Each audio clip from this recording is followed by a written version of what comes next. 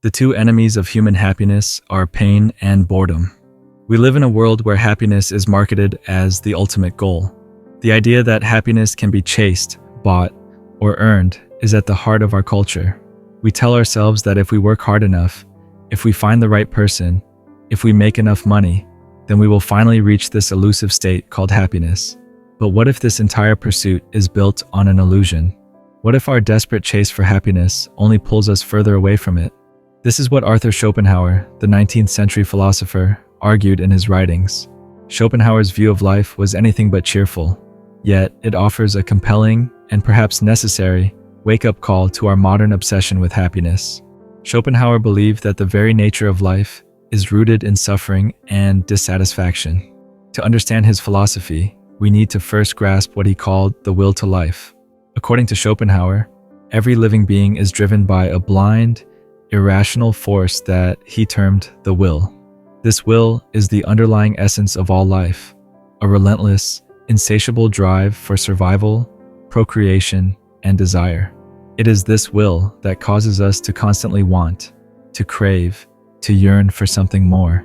And it is this very craving, he argued, that leads to our suffering. Imagine this for a moment. You are hungry, and so you feel pain. You eat, and the pain disappears, but only temporarily. Soon, you will be hungry again. This cycle never ends. Even when your basic needs are met, new desires arise. You might yearn for love, status, or pleasure. And when you finally get what you want, the satisfaction is fleeting. The will, Schopenhauer said, is like a bottomless pit. No matter how much you throw into it, it is never satisfied. We are like hamsters on a wheel, running endlessly but going nowhere. This cycle of desire and dissatisfaction is what Schopenhauer believed makes true, lasting happiness impossible. He argued that life swings like a pendulum between pain and boredom. When we are lacking something we desire, we feel pain. But when we get what we want and there are no immediate desires left to satisfy, we experience boredom. This is why, even when everything in life seems to be going well, we often feel an unshakable sense of emptiness. We think something is wrong with us or that we haven't found the right formula for happiness yet. But perhaps, as Schopenhauer suggests, there is nothing wrong with us. The problem lies in the nature of desire itself. Schopenhauer offers a brutally honest insight. Happiness, as we conceive of it, is not a permanent state. It's more like a temporary escape from the suffering and boredom that define existence. He once said, "We are like lambs in a field, disporting themselves under the eye of the butcher, who chooses out first one and then another for his prey." What he meant by this is that we distract ourselves with small pleasures and achievements, hoping that they will shield us from the grim realities of life. But these are just momentary escapes, not lasting solutions. Consider the lives of those who seemingly have it all. Celebrities, billionaires, and influencers. They possess everything that society tells us will bring happiness: wealth, fame, love. And yet, we frequently hear stories of their inner turmoil, substance abuse, or even tragic suicides. This isn't a failure on their part to be happy. It's a failure of the idea that external achievements can fulfill our inner emptiness. Schopenhauer would say that they are trapped in the same cycle as the rest of us, just at a different level of the game. Another powerful example can be found in the world of consumerism.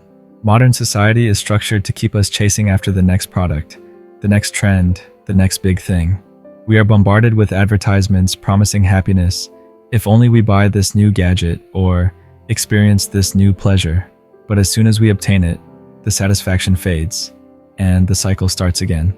This is what Schopenhauer referred to as the hedonic treadmill. We are running, constantly seeking, but never truly arriving. Schopenhauer's insights might sound deeply pessimistic, but they are rooted in a profound understanding of human nature. He believed that by recognizing the illusory nature of happiness, we can actually begin to find a kind of peace.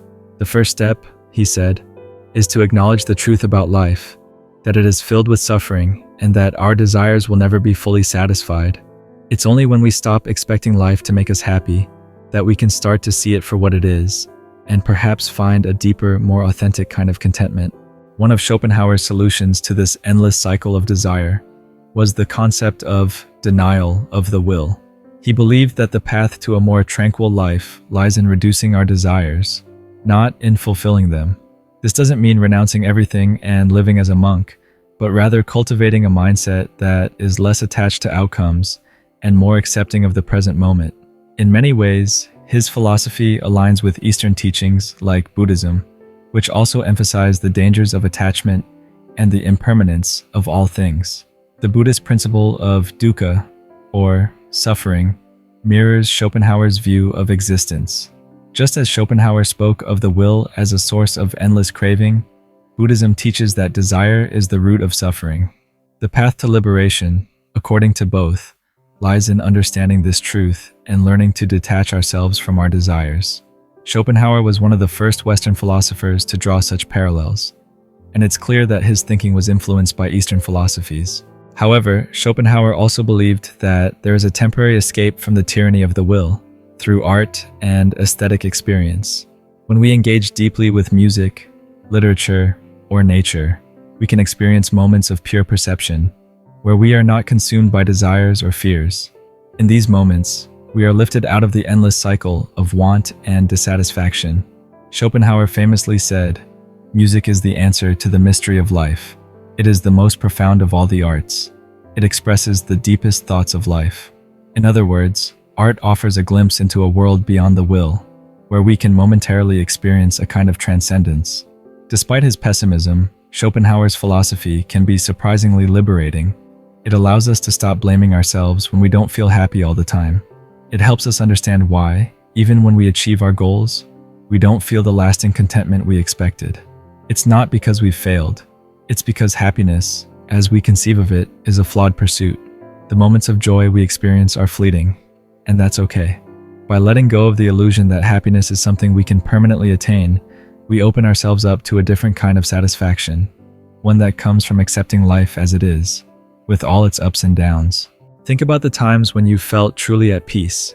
It's rarely when you were chasing after something, but rather when you were fully present, accepting the moment as it was. Maybe it was a quiet walk in nature, or a deep conversation with a friend, or losing yourself in a piece of music. In these moments, you weren't driven by the will, you were simply being. Schopenhauer believed that this state of will-less contemplation is as close as we can get to true happiness. So, if happiness is just another illusion we chase, what should we be aiming for instead? Schopenhauer's answer wasn't to resign ourselves to misery, but to seek a kind of serene detachment from the endless pursuit of desires. He suggested that a wise person learns to reduce their desires, to accept that life is filled with suffering, and to find meaning in things that transcend the self, like art, compassion, and intellectual pursuits. It's important to understand that Schopenhauer wasn't advocating for a life without pleasure or joy. He wasn't suggesting that we should never have goals or ambitions. Rather, he was urging us to see through the illusion that achieving these things will bring us lasting happiness. He wanted us to stop living in a constant state of anticipation, always waiting for the next thing to make us happy, and instead start finding moments of peace and beauty in the present. Ultimately, Schopenhauer's philosophy is a challenge. It asks us to confront some uncomfortable truths about our existence. It forces us to question the narratives we've been fed about what it means to live a good life. It invites us to look beyond the surface-level pursuit of happiness and consider deeper, more meaningful ways of being in the world. And while his ideas may seem bleak at first, they can also be profoundly freeing.